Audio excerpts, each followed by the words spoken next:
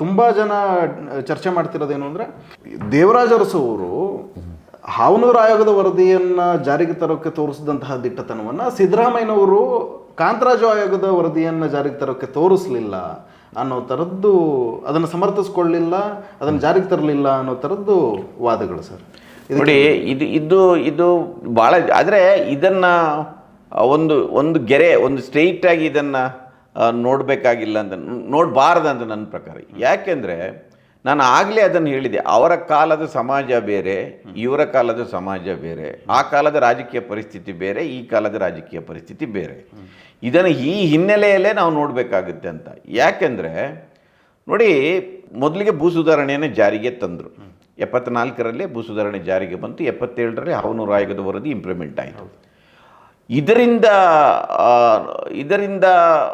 ಅನ್ಯಾಯಕ್ಕಂತ ನಾನು ಹೇಳೋದಿಲ್ಲ, ಬಟ್ ಇದರಿಂದ ಕಳ್ಕೊಂಡವರು ಯಾರು ಅಂದರೆ ಒಕ್ಕಲಿಗರು ಮತ್ತು ಲಿಂಗಾಯತು ಮತ್ತು ಎಲ್ಲ ಮೇಲ್ಜಾತಿಯ ಸಮುದಾಯದವರು. ಅಂದರೆ ಈಗ ಭೂಮಾಲೀಕ ವರ್ಗ, ಬ್ರಾಹ್ಮಣರು ಇರ್ತಾರೆ, ಜೈನರು ಇದ್ದಾರೆ, ಒಕ್ಕಲಿಗರು, ಲಿಂಗಾಯತರು, ಕರಾವಳಿ ಭಾಗದಲ್ಲಿ ಬಂಟರು ಇದ್ದಾರೆ, ಇವರೆಲ್ಲ ಒಂದು ಮೇಲ್ವರ್ಗದ ಜನ ಕಳ್ಕೊಂಡ್ರು. ನೀವು ಮೀಸಲಾತಿ ಬಂದಾಗಲೂ ಕೂಡ ಆ ವರ್ಗದ ಜನನೇ ಒಂದಷ್ಟು ಕಳ್ಕೊಂಡ್ರು, ಉದ್ಯೋಗದಲ್ಲಿ ಶಿಕ್ಷಣ ಕಳ್ಕೊಂಡ್ರು. ಆದರೆ ನಾವು ಗಮನಿಸಿದಾಗೆ ದೇವರಾಜ ಅರಸು ಅವರು ಅಧಿಕಾರ ಕಳ್ಕೊಂಡದ್ದು ಈ ಜನರ ಪ್ರತಿರೋಧದಿಂದಾಗಿ ಅಲ್ಲ. ಇಂಥ ದೊಡ್ಡ ಎರಡು ಮಹತ್ವದ ನಿರ್ಧಾರವನ್ನು ಆಗಲೂ ಘಟಾನುಘಟಿ ಲೀಡರ್ಗಳಿದ್ದರು. ನಿಜಲಿಂಗಪ್ಪನವರು ಇದ್ದರು, ವೀರೇಂದ್ರ ಪಾಟೀಲ್ರು ಇದ್ದರು, ಸಿದ್ದವೀರಪ್ಪನವರು ಇದ್ದರು, KH ಪಾಟೀಲ್ ಇದ್ದರು. ಎಲ್ಲರೂ ಇದ್ದಾಗಲೂ ಕೂಡ ಈ ಎರಡು ಕಾರ್ಯಕ್ರಮಗಳಿಂದಾಗಿ ಭಾಳ ದೊಡ್ಡ ವಿರೋಧವಾಗಿ, ಉದಾಹರಣೆಗೆ ಮಂಡಲ್ ವರದಿ ಜಾರಿಯಾದಾಗ ಒಂದು ಹಿಂಸಾಚಾರ ಭುಗಿಲಿದ್ದಿತ್ತಲ್ಲ, ಅಂಥದ್ದು ಏನೂ ಆಗಿಲ್ಲ. ನೀವು ಇನ್ನೂ ಅದನ್ನು ವಿಜುವಲೈಸ್ ಮಾಡಿದರೆ, ಉದಾಹರಣೆಗೆ ಇವತ್ತಿನ ಸಂದರ್ಭದಲ್ಲಿ ಭೂ ಸುಧಾರಣೆ ಇಲ್ಲದ್ರೆ ಮೀಸಲಾತಿ ಜಾರಿಗೆ ಬಂದಿದ್ದರೆ ಏನಾಗ್ತಿತ್ತು ಅಂತ ಯೋಚನೆ ಮಾಡಬೇಕು. ನಾನು ಇದನ್ನು ಯಾಕೆ ಹೇಳ್ತಾ ಇದ್ದೇನೆ ಅಂದರೆ, ಆ ಕಾಲದ ಸಮಾಜ, ಆ ಕಾಲದ ಉದಾಹರಣೆಗೆ ಒಕ್ಕಲಿಗರು, ಲಿಂಗಾಯತ, ಬ್ರಾಹ್ಮಣರ ಲೀಡರ್ಗಳಿದಾರಲ್ಲ, ಇವತ್ತಿನ ಸಮುದಾಯಕ್ಕೆ ಕಂಪೇರಿಸಿ they are very large hearted, liberal ಅಂತ ಅನಿಸುತ್ತೆ. ಅವರು ಅದನ್ನು ಒಪ್ಕೊಂಡು, ವಿರೋಧ ಇರಲಿಲ್ಲ ಅಂತಲ್ಲ, ಆದರೆ ಇವರ ಕುರ್ಚಿಯನ್ನು ಕಿತ್ತುಕೊಳ್ಳೋ ಆಗುವಷ್ಟು ವಿರೋಧ ವ್ಯಕ್ತ ಆಗಲಿಲ್ಲ. ಅವರು ಅದನ್ನು ಒಪ್ಕೊಂಡ್ರು. ಅದು ಒಂದು ಕಾನೂನು, ಭಾಳಷ್ಟು ಮಂದಿ ಭೂಮಿಯನ್ನು ಬಿಟ್ಟುಕೊಟ್ರು, ಭಾಳ ದೊಡ್ಡ ವಿರೋಧ ಆಗಲಿಲ್ಲ. ಆದರೆ ಇವತ್ತು ಒಂದು ಕಾನ್ಸೆನ್ಸಸ್ ರಿಪೋರ್ಟನ್ನು ಒಪ್ಕೊಳ್ಳೋ ವಿಚಾರದಲ್ಲಿ ಎಂಥ ದೊಡ್ಡ ವಿರೋಧ ಆಗ್ತದೆ ಅಂದರೆ, ಸಿದ್ದರಾಮಯ್ಯನವರಿಗೂ ಕೂಡ ಅದನ್ನು ಎದುರಿಸಲಿಕ್ಕೆ ಆಗಲಿಲ್ಲ. ಅವರು ಅದನ್ನು ಕಾಂತರಾಜು ಆಯೋಗವನ್ನು ಕಸದ ಬುಟ್ಟಿಗೆ ಎಸೆಯಬೇಕಾಯ್ತು. ಇದು ಡಿಫರೆನ್ಸ್. ಅಂದರೆ ಆ ಕಾಲದ ಸಮಾಜ ಮತ್ತು ಈ ಕಾಲದ ನೋಡಿ, ಹೆಚ್ಚು ಶಿಕ್ಷಣ ಸಿಕ್ಕ ನಂತರ, ಆ ಸಮುದಾಯದಲ್ಲಿ ಜಾಗೃತಿ ಹುಟ್ಟಿದ ನಂತರ ಅವರು ಇನ್ನಷ್ಟು ವಿಶಾಲ ಹೃದಯಗಳಾಗಬೇಕಿತ್ತು ಮತ್ತು ಸಾಮಾಜಿಕ ಪರಿಸ್ಥಿತಿಯನ್ನು ಅರ್ಥ ಮಾಡಿಕೊಂಡು ಕೋಆಪರೇಟ್ ಮಾಡಬೇಕಿತ್ತು. ಇವತ್ತು ನಾವು 30 ವರ್ಷಗಳ ನಂತರ ನಾವು ಅದೇ ಹೇಳಿದಿಲ್ಲ, ಸಾಮಾಜಿಕ ನ್ಯಾಯದ ಬಂಡಿ ಹಿಂದಕ್ಕೆ ಹೋಗ್ತಾ ಇದ್ದೀವಿ. ಇವತ್ತು ನಾವು ಬೇರೆ ರೀತಿ ಯೋಚನೆ ಮಾಡ್ತಾ ಇದ್ದೀವಿ. ಆಗ ಉದಾಹರಣೆಗೆ ನಾನು ಹೇಳ್ತೀನಿ ನೋಡಿ, ರೆವಿನ್ಯೂ ಮಿನಿಸ್ಟರ್ ಆಗಿದ್ದವರು ಹುಚ್ಚಮಾಸ್ತಿಗೌಡರು, ಒಕ್ಕಲಿಗ ಸಮುದಾಯದಕ್ಕೆ ಸೇರಿದವರು. ಭೂ ಸುಧಾರಣೆ ಅವರ ಅಂಡರಲ್ಲಿ ಬರುತ್ತೆ. ಭೂ ಸುಧಾರಣೆ ಸಚಿವರಾದವರು ಬಿ ಸುಬ್ಬಯ್ಯ ಶೆಟ್ಟರ್ ಅವರು, ಸೌತ್ ಕೇಂದ್ರದವರು, ಬಂಟ ಸಮುದಾಯಕ್ಕೆ ಸೇರಿದವರು, ಅವರು ಭೂಮಾಲೀಕ ವರ್ಗದವರು. ಅವರನ್ನು ಇಟ್ಕೊಂಡೇ ಅವರು ಆ ಕಾನೂನನ್ನು ಜಾರಿಗೆ ತಂದರು. ನಾನೀಗ ಆ ಭಾಗದಿಂದ ಬಂದವನು. ಅವರು ಸುರತ್ಕಲ್ ಕ್ಷೇತ್ರದಲ್ಲಿ ಶಾಸಕರಾಗಿದ್ದರು. There was not a single complaint against Subbaiah Shetty of the nepotism. ನಮ್ಮ ಜಾತಿಯವರಿಗೆ ಹೆಲ್ಪ್ ಮಾಡಲಿಕ್ಕೆ ಹೋಗಿ ಭೂಮಾಲೀಕರಿಗೆ ಹೆಲ್ಪ್ ಮಾಡಿದರೆ ಏನೂ ಬಂದಿಲ್ಲ. ಅವರದ್ದು ವ್ಯಕ್ತಿತ್ವನೇ ಬೇರೆ. ಸುಬ್ಬಯ್ಯ ಶೆಟ್ಟಿ ಇತ್ತೀಚೆಗೆ ತೀರ್ಕೊಂಡ್ರು. ಅವರು ಭಾಳ ಕೊನೆಯವರೆಗೆ ಅರಸು ಜೊತೆಗಿದ್ದರು. ಅದರಿಂದ ಆ ಕಾಲದ ಸಮಾಜ ಬೇರೆ, ಈ ಕಾಲದ ಸಮಾಜ ಬೇರೆ. ಇವತ್ತು ಸಿದ್ದರಾಮಯ್ಯನವರು ಕಾನ್ಸೆನ್ಸಸ್ ಯಾಕೆ ತರ್ತಾ ಇಲ್ಲ, ಯಾಕೆ ಅರಸುಗೆ ಮಾತಾಡಿಲ್ಲ ಅಂತ ಹೇಳೋದು ಸುಲಭ. ಇವತ್ತು ನೋಡಿ, ಯಾರು ವಿರೋಧ ಮಾಡಿದರು? ವಿರೋಧ ಪಕ್ಷದವರು ಹೇಗೂ ವಿರೋಧ ಮಾಡಿದ್ದಾರೆ. ಆದರೆ ಕಾಂಗ್ರೆಸ್ ಪಕ್ಷದ ಒಳಗಿಂದಲೇ ಅದಕ್ಕೆ ವಿರೋಧ ಬಂತಲ್ಲ. ಇವರನ್ನೇ ಡೆಲ್ಲಿಗೆ ಕರೆಸಿ ಇವರಿಂದಲೇ ಅದಕ್ಕೆ ಅದು ಔಟ್ಡೇಟೆಡ್ ಆಗಿದೆ ಅಂತ ಹೇಳಿಸಿ ಅದನ್ನು ಮೂಲೆಗೆ ತಳ್ಳಿದ್ರಲ್ಲ. ಆ ಕಾಲದಲ್ಲಿ ಹಾಗೆ ಇರಲಿಲ್ಲ. Indira Gandhi was so supportive to the RS. ಯಾಕೆಂದರೆ ಇಂದಿರಾ ಗಾಂಧಿ ದೇವರಾಜ ಅರಸು ಅವರಿಗೆ ಬಲ ಬಂದದ್ದೇ ಕಾಂಗ್ರೆಸ್ಸಿನ ಸ್ಪ್ಲಿಟ್ ಆದ ಕಾರಣಕ್ಕಾಗಿ. ಕಾಂಗ್ರೆಸ್ ಸ್ಪ್ಲಿಟ್ ಆಯಿತು 69ರಲ್ಲಿ. ಈ ದಿಗ್ಗಜರೆಲ್ಲ ಇದ್ದಾರಲ್ಲ, ಸಂಸ್ಥಾ ಕಾಂಗ್ರೆಸ್ ದಿಗ್ಗಜರೆಲ್ಲ ಇದ್ದಾರಲ್ಲ, ನಿಜಲಿಂಗಪ್ಪ, ವೀರೇಂದ್ರ ಪಾಟೀಲ್, ರಾಮಕೃಷ್ಣ ಹೆಗಡೆ, ಇವರೆಲ್ಲ ಸಂಸ್ಥಾ ಕಾಂಗ್ರೆಸ್ ಹೊರಟು. ಅದರಿಂದ ಇವರಿಗೆ ಉಳಿದ ಲೀಡರ್ಗಳಿದ್ದಾರಲ್ಲ, ಇಂದಿರಾ ಗಾಂಧಿಯ ಜೊತೆ ಹೆಚ್ಚು ಒಡನಾಟ ಬಂತು. ಇಂದಿರಾ ಗಾಂಧಿ ಇವರ ಮೇಲೆ ಡಿಪೆಂಡ್ ಆಗಿದೆ. ಯಾಕಂದರೆ ಇವರು ಇಂದಿರಾ ಗಾಂಧಿ ಸಪೋರ್ಟ್ ಮಾಡಿದ್ದಾರೆ. ಅದರಿಂದ 77ರಲ್ಲಿ 67ರಲ್ಲಿ ಇವರಿಗೆ ಟಿಕೆಟ್ ಕೊಡೋದು ಡೌಟ್ ಇದ್ದ ಪರಿಸ್ಥಿತಿ ಇತ್ತು. ಆದರೆ 72ರಲ್ಲಿ ಎಲ್ರಿಗೂ ಟಿಕೆಟ್ ಕೊಡುವ ಶಕ್ತಿ ಸಾಮರ್ಥ್ಯದಲ್ಲಿ ಇವರಿದ್ದರು, ಅರಸು. ಸೊ ಇದು ಡಿಫರೆನ್ಸ್. ಇವತ್ತು ನಾವು ಹೇಳ್ಬೋದು ಕಾಸ್ಟ್ ಸೆನ್ಸಸ್ ಯಾಕೆ ತರಲಿಲ್ಲ ಅಂದರೆ, ನೋಡಿ ಈ ಸಮಾಜ ಹಂಗೆ ಇದೆ. ಅದು ಸಮುದಾಯಗಳು ವರ್ತಿಸುವ ರೀತಿಯ ಜೊತೆಗೆ ಹೈಕಮಾಂಡ್ ಸಂಸ್ಕೃತಿಯಲ್ಲಾದ ಬದಲಾವಣೆ ಅದು ಇದೆ ನೋಡಿ. ಆ ಕಾಲದಲ್ಲಿ ಅದೇ ಹೇಳಿದ್ದಲ್ಲ, ಬ್ಯಾಂಕ್ಗಳ ರಾಷ್ಟ್ರೀಕರಣ ಮಾಡಿದರು ಇಂದಿರಾ ಗಾಂಧಿ. 20 ಪಾಯಿಂಟ್ಸ್ ಪ್ರೋಗ್ರಾಮ್, ಅವರ ಫೇಮಸ್ ಘೋಷಣೆಯನ್ನು ಗರೀಬಿ ಹಟಾವು, ಬಡವರ ಪರವಾಗಿದ್ದರು. ಅದರಿಂದ ಇಂದಿರಾ ಗಾಂಧಿಯವರ ಆಲೋಚನೆಗಳು ಮತ್ತು ಅರಸು ಆಲೋಚನೆಗಳು ಸಿಂಕ್ ಆಗಿತ್ತು. ಅದು ಅವರು ಸಪೋರ್ಟಿವ್ ಆಗಿದ್ದರು. ಆಮೇಲೆ ಆದ ನಂತರ 77ರ ನಂತರ ಅವರು ವೀಕ್ ಆಗಿಬಿಟ್ರು, ಮತ್ತೆ ಅಧಿಕಾರ ಕಳ್ಕೊಂಡ್ರು, ಜನತಾ ಪಕ್ಷ ಅಧಿಕಾರಕ್ಕೆ ಬಂತು, ಅದರಿಂದ ವೀಕ್ ಆದರು ಅವರು. ಅದರಿಂದ ಅರಸು ಅವರಿಗೆ ಹೈಕಮಾಂಡಿಂದ ಯಾವ ವಿರೋಧನೂ ಇರಲಿಲ್ಲ. ಅದು ಆನಂತರ ಪರ್ಸನಾಲಿಟಿಗಳ ಕ್ಲಾಶ್, ಅದು ಇಂದಿರಾ ಗಾಂಧಿ ಮತ್ತು ಅವರ ನಡುವಿನ ಪರ್ಸನಾಲಿಟಿಗಳ ಕ್ಲಾಶ್. ಅದರಿಂದ ಅವರಿಂದ ದೂರ ಆದರೆ ಅದು ಬೇರೆ ವಿಚಾರ. ಆದರೆ ಸಿದ್ದರಾಮಯ್ಯನವರ ಪರಿಸ್ಥಿತಿ ಏನಂದರೆ ನೋಡಿ, 2013ಕ್ಕೆ ಇವರು ಅಧಿಕಾರಕ್ಕೆ ಬಂದರು, 2014ಕ್ಕೆ ಕೇಂದ್ರ ಸರ್ಕಾರದಲ್ಲಿ BJP ಅಧಿಕಾರಕ್ಕೆ ಬಂತು, ಆಯಿತಾ. ನೋಡಿ ಅದರ ನಂತರದ ಇವತ್ತು ಆ ಕಾಲದಲ್ಲಿ ಒಕ್ಕೂಟ ವ್ಯವಸ್ಥೆ ಏನಿದೆ, ನಮ್ಮ ಫೆಡರಲ್ ಸಿಸ್ಟಮ್ ಭಾಳ ಸ್ಟ್ರಾಂಗ್ ಆಗಿತ್ತು. ಇವತ್ತು ಅಲ್ಲ, ಇವತ್ತು ನಾವು ₹1 ತೆರಿಗೆ ಕೊಟ್ಟರೆ 15 ಪೈಸೆ ವಾಪಸ್ ಬರುತ್ತೆ. ಸುಪ್ರೀಂ ಕೋರ್ಟ್ಗೆ ಹೋಗ್ಬೇಕು ನಮ್ಮ ಪಾಲ್ ಕೇಳಲಿಕ್ಕೆ. ಮತ್ತು ಅದಕ್ಕಿಂತಲೂ ಒಂದು ಇಂಪಾರ್ಟೆಂಟ್ ಏನೆಂದರೆ, ನಾವು ಇದನ್ನು ಯಾರಿಗೋ ಇದು ಹೆಚ್ಚು ಚರ್ಚೆ ಆಗ್ತಾ ಇಲ್ಲ. ಅರಸುಗಿದ್ದ ಪೊಲಿಟಿಕಲ್ ಚಾಲೆಂಜಸ್ ಬೇರೆ, ಸಿದ್ದರಾಮಯ್ಯನವರು ಮುಂದಿದ್ದ ಪೊಲಿಟಿಕಲ್ ಚಾಲೆಂಜ್ ಬೇರೆ.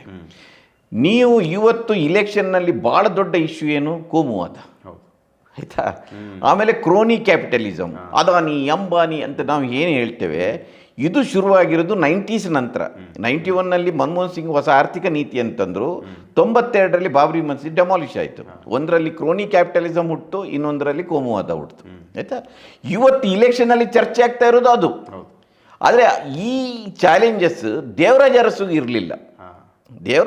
ಇರಲಿಲ್ಲ, ಇದು ಕೂಡ ಒಂದು ಕಾರಣ. ಅಂದರೆ ನೀವು ದೇವರಾಜ ಅರಸು ಅವರ ಹಿಂದಿನ ರಾಜಕೀಯ ನೋಡಿದರೆ 1917ಕ್ಕೆ ಜಸ್ಟಿಸ್ ಪಾರ್ಟಿ ಬಂತು, ಅಬ್ರಾಹ್ಮಣ ಚಳವಳಿ ಆಗುತ್ತೆ. ಭಾಳ ಮಂದಿ ಇವತ್ತು ಹೇಳ್ತಾರೆ, ಇವತ್ತು ಹಿಂದೆ ರಾಜಕಾರಣ ಚರ್ಚೆ ಮಾಡ್ತಾ ಇದ್ದೇವೆ.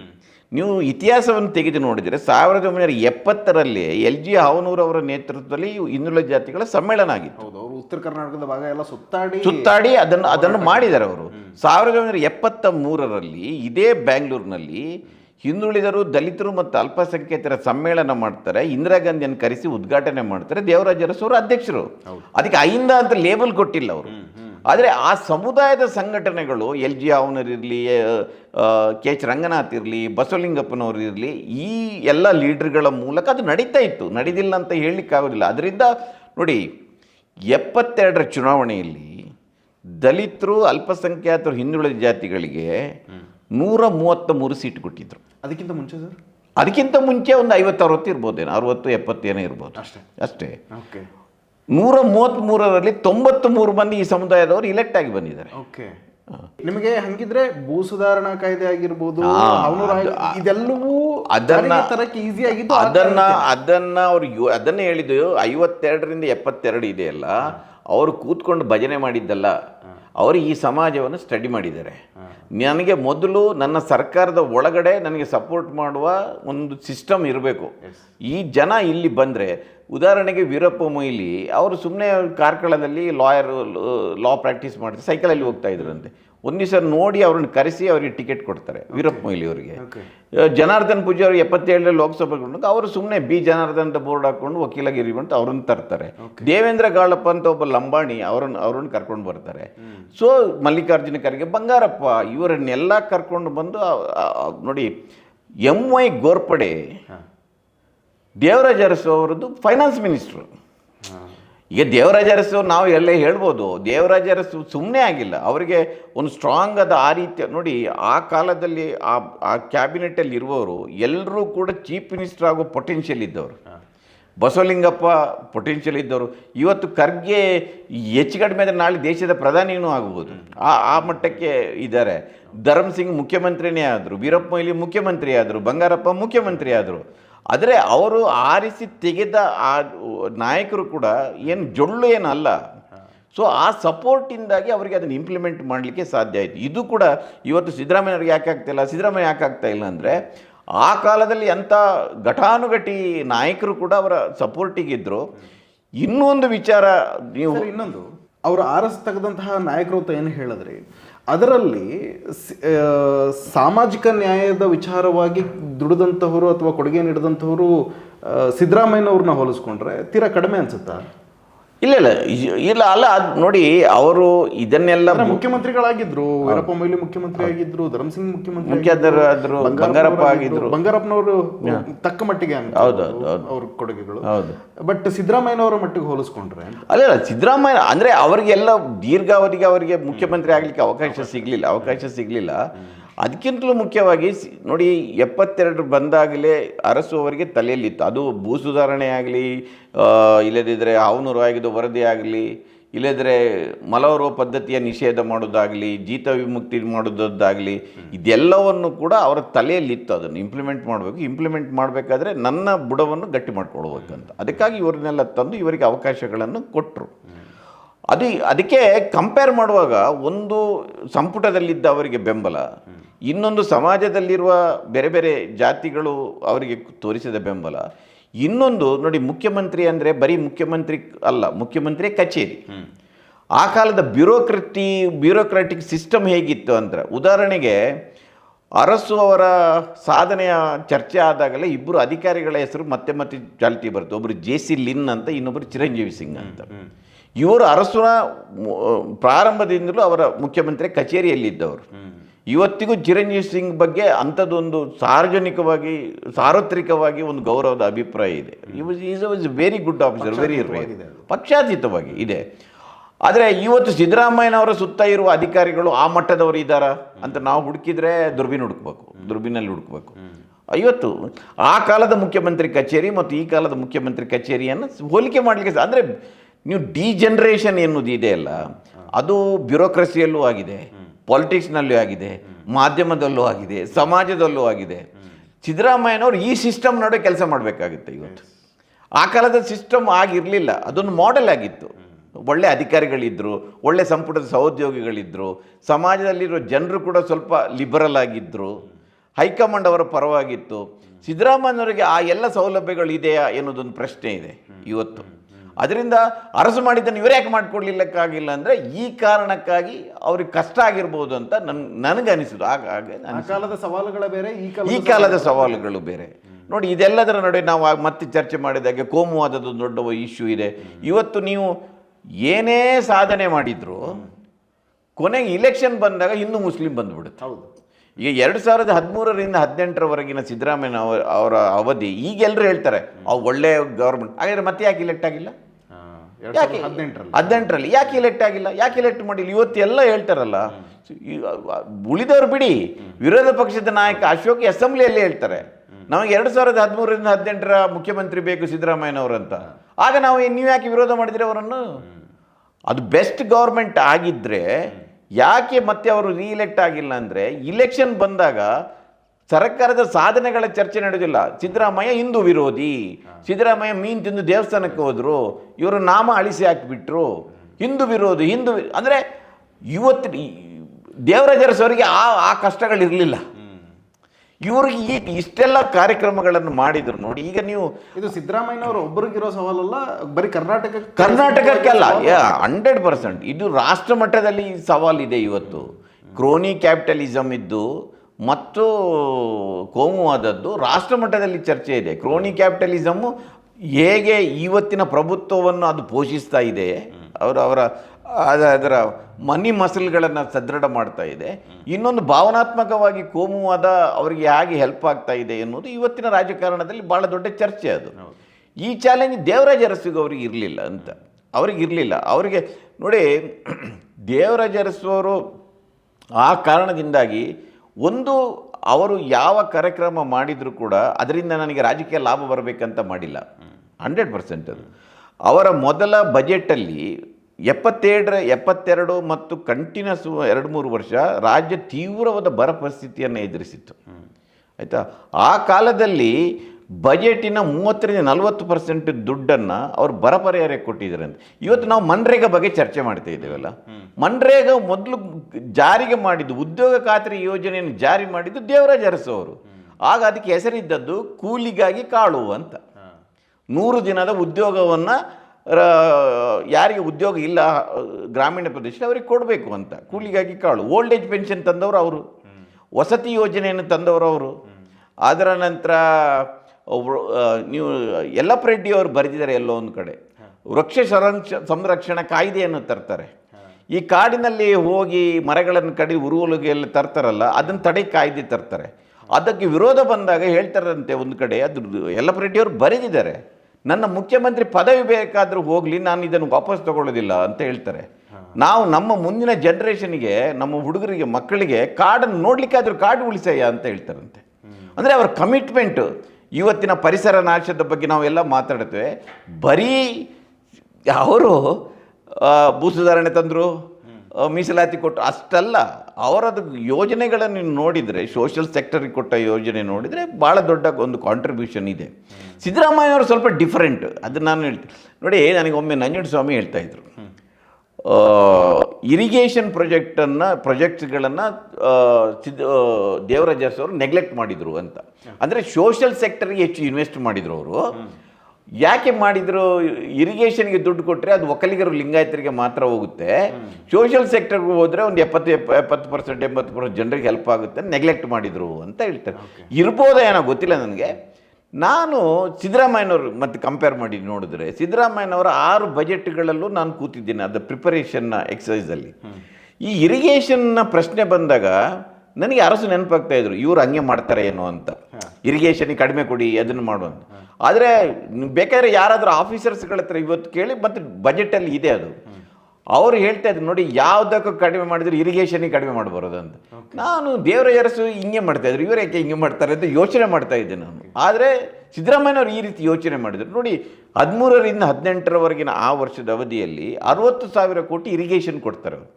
ಯಾಕೆಂದರೆ ಅದಕ್ಕಿಂತ ಮೊದಲು ಪ್ರಾಮಿಸ್ ಮಾಡ್ತಾರೆ, ವರ್ಷಕ್ಕೆ 10,000 ಕೋಟಿ, ನಾವು 5 ವರ್ಷ ಪೂರ್ಣ ಆಗುವಾಗ ಇರಿಗೇಷನ್ಗೆ 50,000 ಕೊಡ್ತೇವೆ ಅಂತ. ಅವರು ಅಷ್ಟು ಕೊಟ್ಟಿದ್ದಾರೆ. ಸೊ ಇದು ಕೆಲವು ಡಿಫರೆನ್ಸ್ ಇದೆ, ಇಲ್ಲದು. ಈಗ ಅನ್ನಭಾಗ್ಯ ಅದು ಎಲ್ರಿಗೂ ಸಂಬಂಧಿಸಿದ. ಈಗ ನೀವು ಗ್ಯಾರಂಟಿ ಯೋಜನೆಗಳು, ಅದಕ್ಕೆ ಜಾತಿ ಪಂಥ ಅದು ಏನು ಪಂಥ ಇಲ್ಲ, ಎಲ್ರಿಗೂ ಕೊಟ್ಟಿದ್ದಾರೆ, ಅದು ಮಾಡಿದ್ದಾರೆ.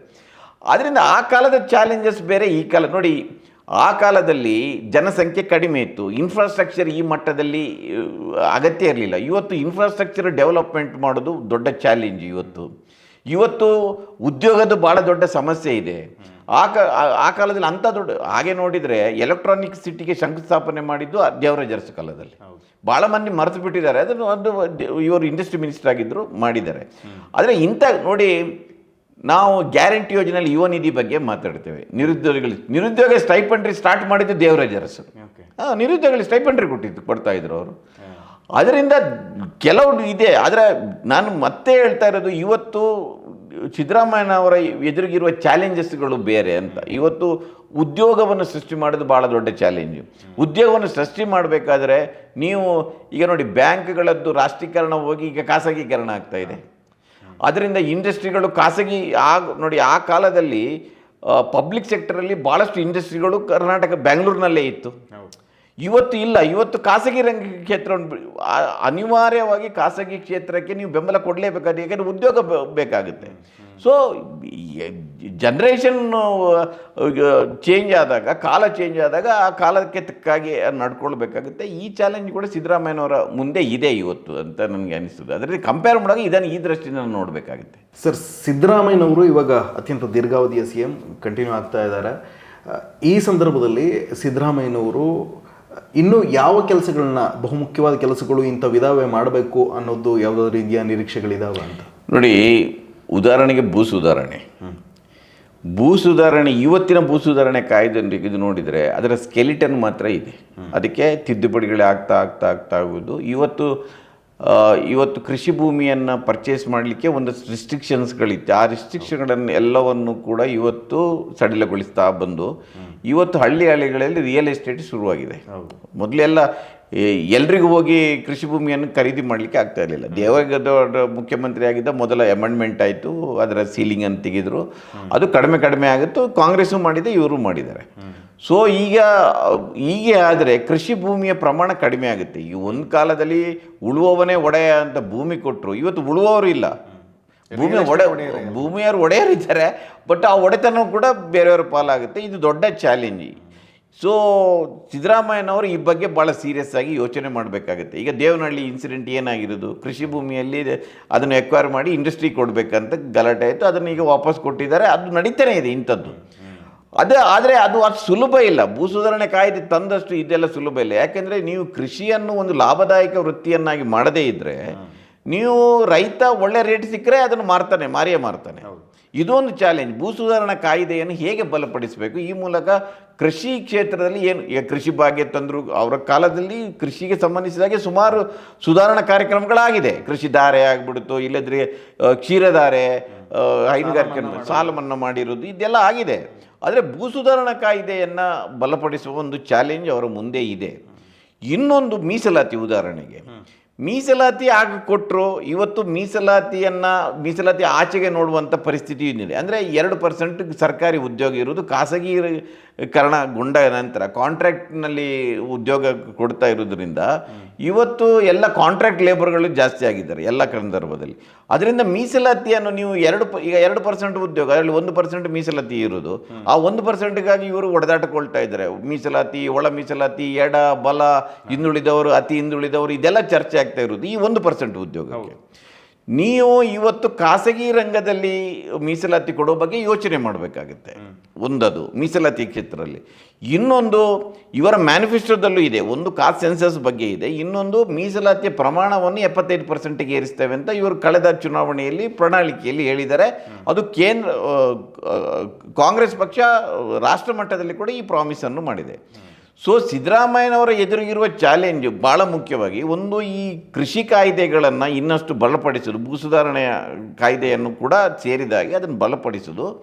ಇನ್ನೊಂದು ಮೀಸಲಾತಿಯನ್ನು ಇನ್ನಷ್ಟು ವಿಸ್ತರಿಸಿ ಅದರಲ್ಲಿರುವ ಇವತ್ತಿನ ಕಾಲಕ್ಕೆ ತಕ್ಕಾಗಿ ಮೀಸಲಾತಿಯನ್ನು ನೀತಿಯನ್ನು ನಿರೂಪಿಸೋದು. ಮೊದಲು ಮೀಸಲಾತಿಯ ಪ್ರಮಾಣವನ್ನು ಹೆಚ್ಚಿಸೋದು, ಇನ್ನೊಂದು ಖಾಸಗಿ ರಂಗದಲ್ಲಿ ಮೀಸಲಾತಿ ಕೊಡುವ ಬಗ್ಗೆ ಯೋಚನೆ ಮಾಡೋದು. ಇದು ಅವರ ಚಾಲೆಂಜ್ ಇದೆ. ಇದೆಲ್ಲ ಸಾಧ್ಯ ಆಗಬೇಕಾದ್ರೆ ನೀವು ಜಾತಿ ಗಣತಿ ವರದಿಯನ್ನು ಸ್ವೀಕಾರ ಮಾಡಬೇಕು. ಮೊದಲು ಜಾತಿ ಗಣತಿ ವರದಿಯನ್ನು ಸ್ವೀಕಾರ ಮಾಡಿದ ಕೂಡಲೇ ಏನು ಬದಲಾವಣೆ ಆಗೋದಿಲ್ಲ. ಜಾತಿ ಗಣತಿ ವರದಿ ಒಂದು ಡಾಕ್ಯುಮೆಂಟ್.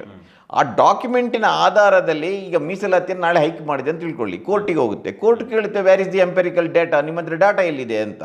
ಸೊ ನೀವು ಅದನ್ನು ಕೊಟ್ಟರೆ, ನೋಡಿ ಇಂಥ ಡಾಟಾ ಇದೆ, ಇದು ಸೋಷೋ ಇಕಾನಮಿಕ್ ಸರ್ವೆ ಇದು, ಅದರಿಂದ ಇದನ್ನು ಕೊಟ್ಟರೆ ಅವ್ರು ಒಪ್ಕೊಳ್ಬೋದು. ಆದರೆ ಇದಕ್ಕೆಲ್ಲ ಮೂಲ ಜಾತಿ ಗಣತಿ ವರದಿಯನ್ನು ಒಪ್ಕೊಳ್ಳೋದು. ಈ 2 ಚಾಲೆಂಜ್ ಇವತ್ತು ಸಿದ್ದರಾಮಯ್ಯನವರ ಮುಂದೆ ಇದೆ.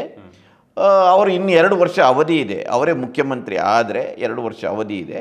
ಆ ಅವಧಿಯಲ್ಲಿ ಅದನ್ನು ಮಾಡಿದರೆ ದೇವರಾಜ ಅರಸು ಅವರನ್ನು ಕೇವಲ ಅಧಿಕಾರದ ಅವಧಿಯಲ್ಲಿ ಮಾತ್ರ ಅಲ್ಲ, ಸಾಧನೆಯ ಮಟ್ಟದಲ್ಲಿ ಕೂಡ ನಾನು ಅವರ ದಾಖಲೆಯನ್ನು ಮುರಿದಿದ್ದೇನೆ, ಇಲ್ಲದಿದ್ದರೆ ದಾಖಲೆಯನ್ನು ಸಮಗಟ್ಟಿದ್ದೇನೆ, ಇಲ್ಲದಿದ್ದರೆ ಅವರ ಹಾದಿಯಲ್ಲಿಯೇ ಅವರ ಜೊತೆಯಲ್ಲಿ ಸಾಗಿದ್ದೇನೆ ಅಂತ ಹೇಳ್ಬೋದು ಏನು ಅಂತ ನನಗನ್ನಿಸುತ್ತೆ.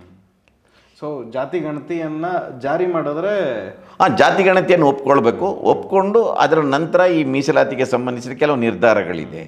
ನೀವು ಮೀಸಲಾತಿಯನ್ನು ಹೈಕ್ ಮಾಡೋದು, ಇವತ್ತು 50% ಸೀಲಿಂಗ್ ಇದೆ, ಅದು 70%ಗೆ ಹೋಗಬೇಕು. ಅದಕ್ಕೆ ಕಾನ್ಸ್ಟಿಟ್ಯೂಷನ್ ಅಮೆಂಡ್ಮೆಂಟ್ ಆಗಬೇಕು. ಅಮೆಂಡ್ಮೆಂಟ್ ಬೇಕಾದರೆ ಕೋರ್ಟಿಗೆ ಖಂಡಿತ ಹೋಗುತ್ತೆ.